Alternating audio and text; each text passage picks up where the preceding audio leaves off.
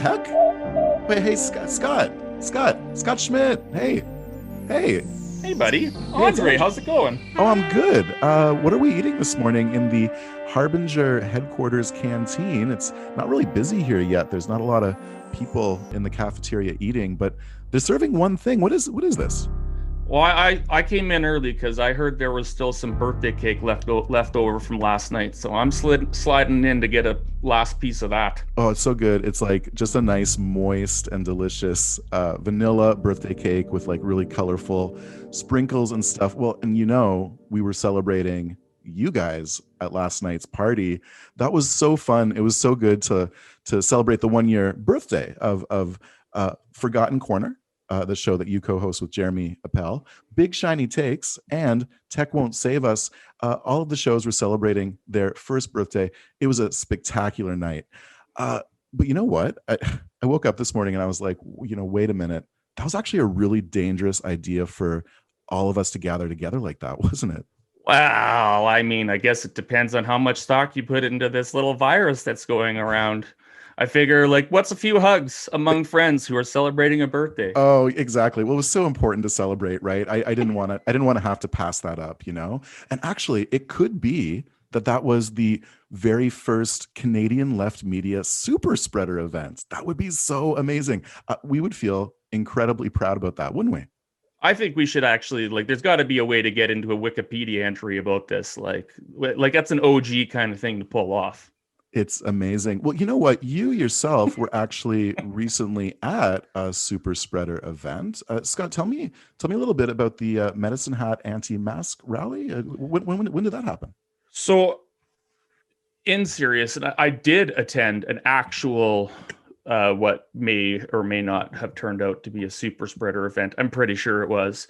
I'll start off by saying I did not get out of my car. It was one of those things where I had to go down. So I don't know if you know who that Chris Sky is. Do you know Chris Sky? No, and I should also say for listeners that you were there not in your capacity as a citizen, but in your capacity as a journalist for the Medicine Hat News. Is that right? Sorry. Yes. I went down. I went down because it was a Saturday morning. I'm not actually normally a reporter, right? So I don't usually go out onto the street to cover things, but and I guess nobody really does in COVID, but it was one of those things where if the listeners don't know who Chris Sky is, he's a guy who's a resident of Ontario, but he's on this cross-country anti-masking pro, I don't know, idiocy tour, right? And Ontario was the only people that had any balls to, sorry, I should say guts. I don't want to be misogynistic, but they were the Thunder Bay police were the only ones that had the guts to actually arrest the guy. But anyway, he came to Medicine Hat, and I just had to go down to see like how many people were going to attend. They were holding it at a restaurant, at a parking lot of a restaurant that is well known to be in public defiance of the rules. They are daring on a daily basis AHS to come down and shut them down. I love that we're saying this right now because as we're recording this, there's a very likely chance that they are being shut down as we speak because AHS has finally started to do that around the province, thankfully, because it's been weeks. Alberta Health System, yeah. But yeah, so anyways, long story a little longer. So they had this. Chris Sky came in about 9:30 in the morning, and there was a couple hundred people for sure there. Certainly a lot of it had this weird feel like a Canada Day event. Like you wouldn't believe how many of these people just had like multiple Canadian flags and face paint and stuff like that. And I was like, I don't think you guys are super big fans of this place. But anyway, there was kids there, which is really disheartening, of course, because I mean, kids will just do whatever you tell them, right? So that's kills me that these adults would do. But what bothered me the most about the whole thing was, and I don't know why parents should matter, but about 75% of the people there were exactly like you would expect somebody to be in Southern Alberta at an anti-mask rally. But then about 25% of these people were just like I was just visibly sort of shocked that they were there. Younger folks looking like total, like you just wouldn't, I don't know how to describe it, but it was like, why? I don't know. When I look at you, I don't think dumb idiot, right? So like, I don't know why you're here. And so it was really kind of like this, and they were, man, it was So like that's a so that's 200 interesting. So person circle jerk. yeah, so it's like yeah, so I mean, after 14 months of everyone losing their minds, this is where some people have ended up in terms of like their relationship with society.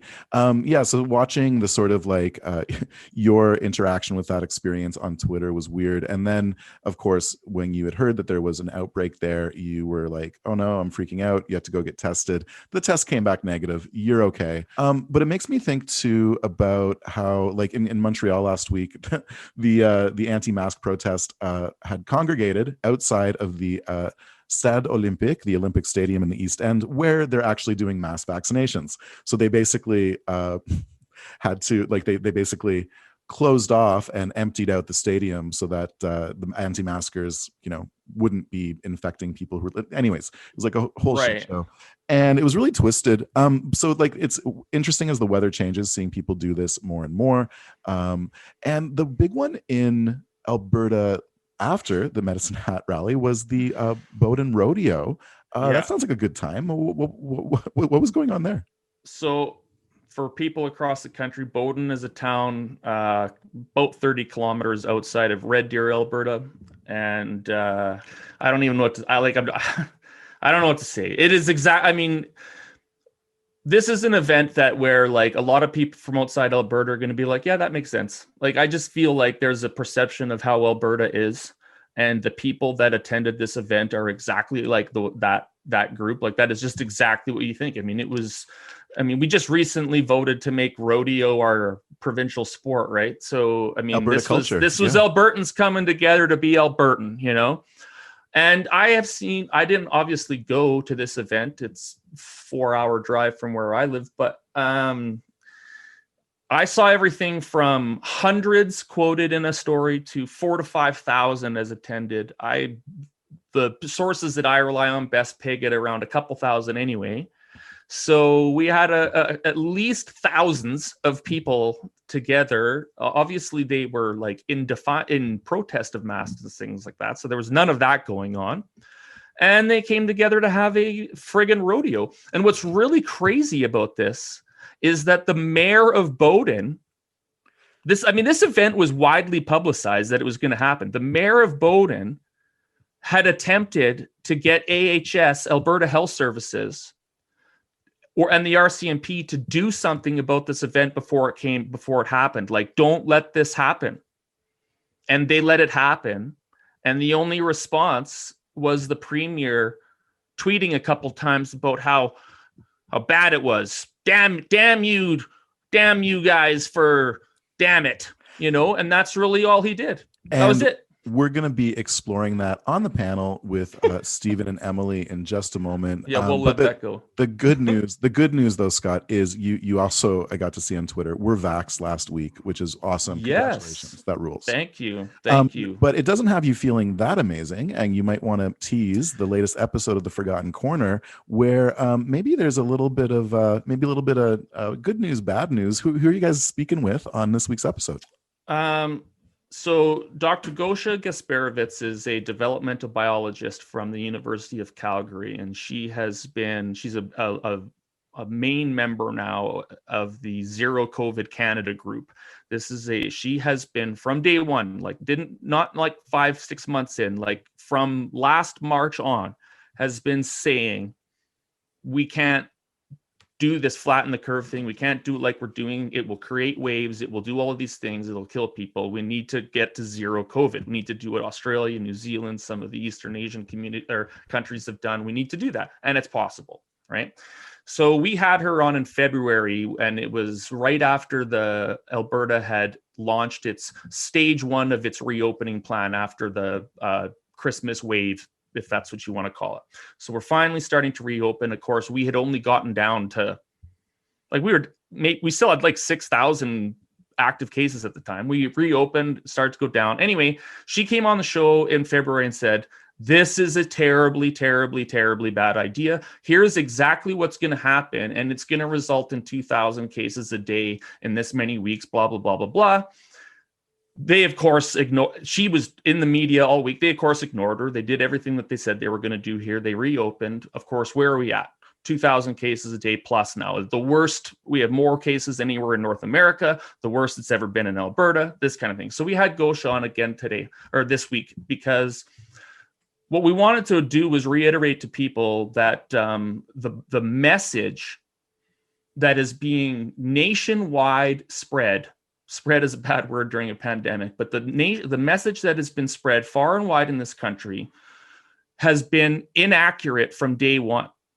And for whatever reason, we're doing this thing again where we're telling everyone that don't worry, vaccinations are going to solve this, and that's the end of that.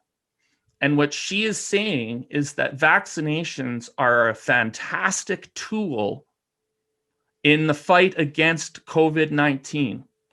But vaccinations cannot be the only thing that we do. And she broke down the numbers, the scientific data that shows exactly what needs to be done to actually get out of a pandemic. And because vaccines are only are for the most part efficient with your symptoms, and we don't actually know transmissibility efficacy of these vaccinations, we don't know that they are effective enough in stopping the spread that vaccines will actually solve our problem at 7 to 10 people vaccinated. So this is our episode this week. So give it a listen. It's still good news. Honestly, she's talking about how we can get out of this. And if you want out of this, listen to Gosha. She's not been wrong yet. Scott Schmidt writes with the Medicine Hat News and co-hosts The Forgotten Corner. Scott, I can't finish this cake. I kind of lost my appetite. Do you want this? I'll take it. Yeah, I'll take it. My dog's lying on my feet here, so I'll give it to her. Okay, I don't know what your dog's doing in the cafeteria. That doesn't seem hygienic at all, but okay, buddy. All right, well, I'll talk to you later, okay? Thanks, Andre. I appreciate the time, my friend.